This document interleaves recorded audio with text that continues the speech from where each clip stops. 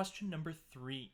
Which statement best describes a technique the narrator uses to represent Silas's character before he adopted Epi? So before Silas adopted Epi, we see a couple of things about him, right? We see that he worshipped the gold.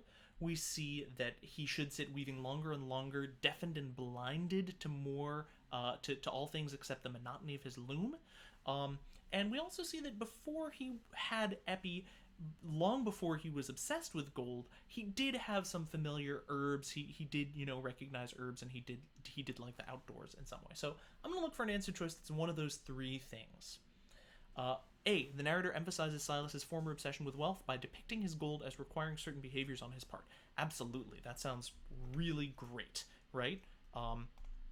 It required certain behaviors on his part. We know that he had to sit weaving longer and longer. The narrator underscores Silas's former greed by describing his gold as seeming to reproduce on its own. The gold does not seem to reproduce on its own. We don't talk about that at all. He has to work hard for it. The narrator hints at Silas's former antisocial attitude by contrasting his present behavior towards his neighbors with his past behavior towards them.